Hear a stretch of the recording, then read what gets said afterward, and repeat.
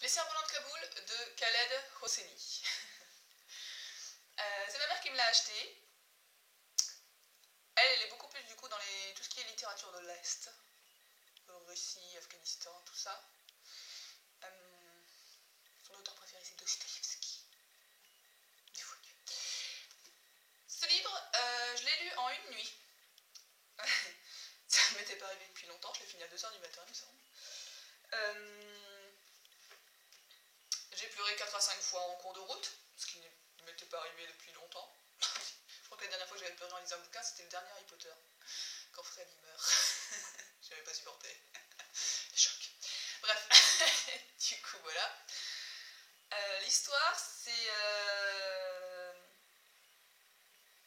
l'histoire d'un jeune, du coup, un jeune afghan qui vit donc à Kaboul. Son père est assez fortuné, ça va, il a une maison assez grande et tout. Donc c'est Amir. Et l'histoire commence, en fait, il est à Los Angeles, on comprend que c'est, voilà, et il reçoit un coup de fil d'un ami de son père qui lui dit de revenir en Afghanistan, en fait. Comme quoi c'est sa chance pour lui d'arranger les choses. Et à partir de là, en fait, Amir va nous raconter sa vie.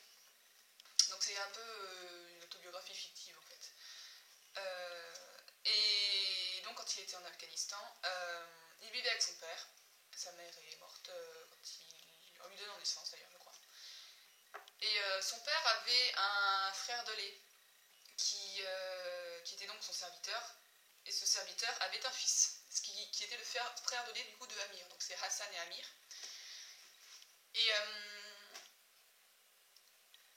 Et Amir, disons que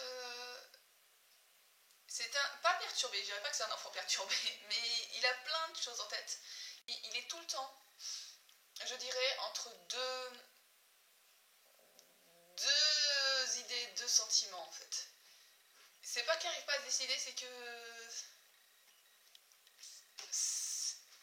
Par exemple, à l'école, on lui apprend le Coran. On lui prêche le Coran, on lui dit que les Hazaras, je crois que ça se dit, donc les chiites sont des gros nuls, que c'est de la merde. Sachant que Hassan, du coup, son serviteur, est un Hazara. Et donc son frère de lait.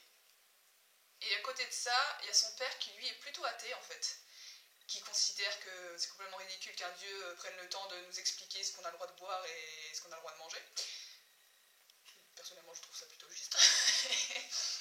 Et du coup, il est entre ces deux positions-là.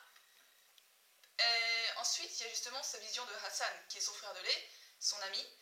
Mais on lui explique que c'est un Hazara, que c'est un chiite, que par des conséquents, c'est une sous-merde, quoi. Et du coup, il sait pas. Et toujours comme ça, à côté de ça, il y a aussi son père qui semble préférer Hassan à lui. Et du coup, Amir, vis-à-vis de Hassan, il l'aime, mais en même temps, il est jaloux et il est vraiment... il n'a pas une vie facile.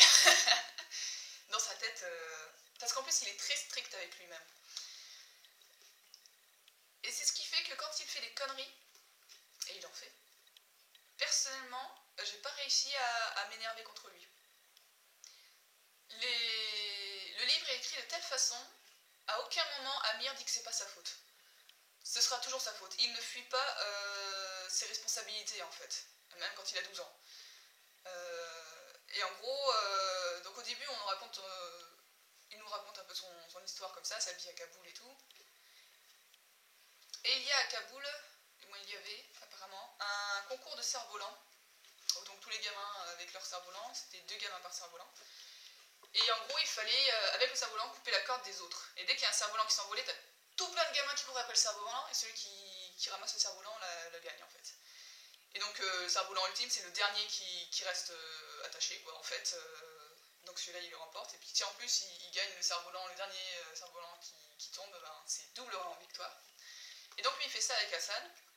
Et Hassan, en fait, il arrive très facilement à savoir où va tomber le cerf-volant, en fait, parce qu'il se fie au vent et tout. Enfin, on devine que c'est un gamin intelligent, très intelligent, mais Amir ne voit pas ça, puisque Amir le voit comme un serviteur. Ce qui, dans sa culture, n'a rien de choquant, en fait. Donc, c'est quelque chose qu'on comprend assez vite. Et son enfance, en fait, il charrie un peu Hassan. Ce qui, moi, en général, m'énerve profondément. Les gamins qui sont pas foutus de réfléchir 2 minutes. Mais lui, comme dit, c'est écrit d'une telle façon, on peut pas s'énerver contre lui. Parce que lui-même a conscience de ce qu'il fait et qu'il essaye... il essaye d'agir autrement, mais en fait, entre la culture qu'il a, les avis de son père, les avis de ses profs, les avis de tout le monde, il sait pas comment il est censé agir, en fait. Et il est perdu, en fait, c'est ça. C'est un gamin qui est complètement perdu. Et un beau jour, lors d'un de ces concours de cerf-volant, il se passe quelque chose où il agit d'une façon très lâche. Et là, c'est pareil, lui, il s'en va à mort, ça lui pourrit sa vie, en fait. C'est sa décision qui va changer toute sa vie, et notamment ses relations avec Hassan. Mais moi, personnellement, je ne pense pas que beaucoup de gamins de 12 ans auraient agi autrement. Je comprends sa réaction, parce qu'il fait que je ne me suis pas du tout énervée contre lui. Il y a juste un moment où j'ai trouvé ça extrêmement abusé de sa part, où vraiment là je me suis dit non mais là si tu continues comme ça je vais t'en foutre une. Il n'a pas continué comme ça, donc ça va. et au final c'est ça en fait, c'est tout ce qui s'est passé à Kaboul. Ensuite c'est ce qui s'est passé, comment il est arrivé à Los Angeles. Et on arrive à la raison pourquoi il revient à Kaboul et ce qui se passe après une fois qu'il est de retour à Kaboul. Et pourquoi il y va d'ailleurs. Et du coup voilà, c'est tout le bouquin. C'est vers la fin je crois. Alors après peut-être qu'il était 2h du mat donc j'étais peut-être un peu crevée, ça a peut-être joué un peu. Mais vers la fin ça s'est enchaîné 3-4 fois, je fondus en larmes. J'étais ah putain, oh la vache. Mais c'est fini relativement bien. Moi je trouve que c'est une bonne fin. Après je pense que ça dépend si vous êtes fan des happy end sur tous les plans, c'est pas la peine. Non. C'est pas la peine. Donc Les Cerfs-Volants de Kaboul, c'est... voilà, c'est pas un livre très très gai. Enfin, déjà, en même temps, rien que le titre, tu sais que tu vas pas te marrer tous les 2 pages. Hein. Mais pour ceux qui aiment bien ce genre de littérature, franchement, ouais, il est pas mal du tout. Il est même plutôt bien, puisque je l'ai lu en une nuit, que ça... c'est pas un indice. Ah oui, parce que en fait, j'avais peur aussi que, comme tout ce qui est autobiographie ou biographie, machin, que ça traîne en longueur, que ce soit pas intéressant. C'est pas le cas, parce qu'en fait, l'auteur se concentre sur des événements qui ont tous un rôle à jouer sur Amir, en fait. Sur sa façon de percevoir le monde et tout ça. Tout est important, en fait. Il n'y a pas de diversion où il te raconte pendant 3 heures des trucs complètement inintéressants, ce qui mange au petit-déj, quoi. Je veux dire, on s'en fout. Donc au final, c'est assez rapide.